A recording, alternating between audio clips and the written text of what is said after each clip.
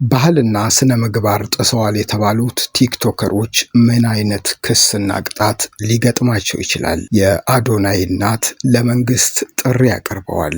በፖሊስ ቁጥጥር ስር መዋሉን ተከትሎ እናቱ ለቢቢሲ ትግርኛ ልጄ ያጠፋው ነገር የለም፣ ያሰረው መንግስት ሁኔታውን አጣርቶ እንደሚለቀው አምናለሁ ሲሉ ገልጸዋል። የራሱን ምቾት እና ህይወት ትቶ መጥቶ ሰዎችን የሚያግዝ እኔንም የሚያበረታታኝ ልጄ ነው በማለት የአዶናይ እናት ይናገራሉ። የኢትዮጵያ ፌዴራል ፖሊስ አዶናይ ብርሃነ ኃይለ ሚካኤል የተባለ ተጠርጣሪ ቲክቶከርን በቁጥጥር ስር አውሎ ምርመራ እያጣራ መሆኑን ገልጿል።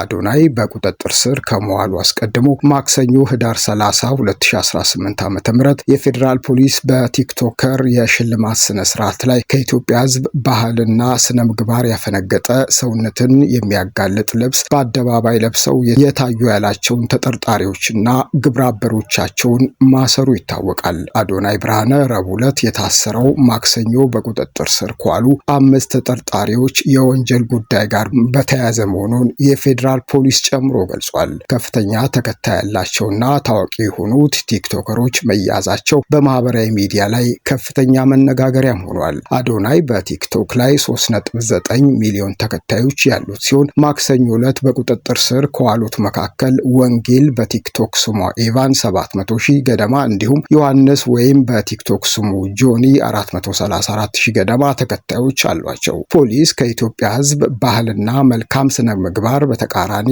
የሆነ አለባበስ ለብሰው ታይተዋል ያላቸውን ወንጌላይት ገብረ እንድሪያስ፣ ዮሐንስ መኮንንና ግብረ አበሮቻቸው ናቸው የተባሉ በረከት ጸጋዬ፣ መቅድም ደጀኔ፣ ግሩም ገዛኝ በቁጥጥር ስር መዋላቸው ተገልጿል። እነዚህ የማህበራዊ ሚዲያ ተጽዕኖ ፈጣሪዎች እስካሁን ድረስ ፍርድ ቤት ስለመቅረባቸው የተባለም ነገር የለም። ፖሊስ ረቡዕ ዕለት አዶናይን በቁጥጥር ስር መዋሉን በገለጸበት የፌስቡክ ልጥፉ ላይ እውቅናና ገንዘብ ለማግኘት ብቻ በማሰብ ሚዲያዎችን ኃላፊነት በጎደለው መንገድ የሚጠቀሙ ያላቸው ወጣቶች ላይ እርምጃ መውሰድ እንደሚቀጥል አስታውቋል። በተለይ ወጣቱ ትውልድ በመልካም ስነ ምግባር ተቀርጾ ሀገርን የሚጠቅሙ ተግባራትን እንዳያከናውን፣ በተቃራኒው በትውልዱ ላይ ርካሽ ባህልን ለመጫን የሚደረገውን ተግባር ለመከላከል ፖሊስ ስራውን እንደሚቀጥል ነው የገለጸው።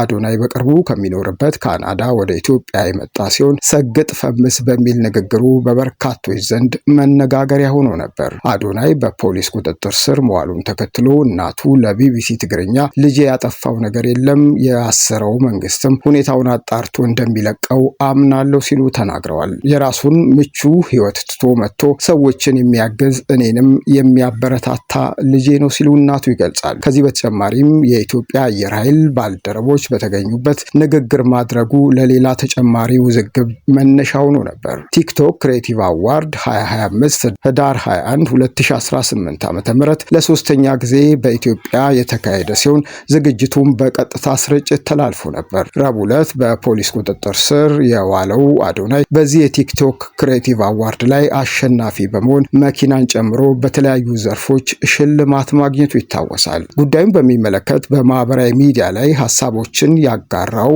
በፍቃዱ ኃይሉ ቲክቶከሮቹ ከመታሰራቸው አስቀድሞ በማህበራዊ ሚዲያ ዘመቻ ተከፍቶባቸው እንደነበር ያስታውሳል። የማህበራዊ ሚዲያ ዘመቻን ተከትሎ መንግስት ምላሽ የሚሰጥበት አጋጣሚ እየተፈጠረ ነው የሚለው በፍቃዱ፣ ይህ ግን ህጋዊ መሰረት ያለው አይመስለኝም ብሏል። የሽልማት ስነ ስርዓቶች ላይ ሰዎች በዲዛይን አሰርተው በተለያየ አይነት አለባበስ መገኘታቸው የተለመደ ነው የሚለው በፍቃዱ በዚህም ራሳቸውን ይገልጻሉ ወይም መልእክት ያስተላልፋሉ ሲል ያስረዳል። በፍቃዱ ፖሊስ ማክሰኞ ዕለት ተጠርጥረዋል ብሎ ስማቸውን ከዘረዘራቸው ቲክቶከሮች መካከል አንዱን በመጥቀስ እናቴ ብቻዋን ነው ያሳደገችኝ በማለት የሴቶችን ተፈጥሯዊ ፈተናና ጥንካሬ ማስታወስ ፈልጋለሁ በሚል ቀይ ልብስ ለብሶ መገኘቱን ጠቅሷል። ይህ ወጣት ሴቶች በወር አበባ የሚሰቃዩትን ለማስታወስ በሚል ልብሱን አሰፍቶ መልበሱን መግለጹን ያስታውሳል። በዚህ ልጅ እንዲሁም በእጁ ቦርሳ የያዘው ቲክቶከር ልጅ ላይ በማህበራዊ ሚዲያ ከተመሳሳይ ጾታ ግንኙነት ጋር ተያይዞ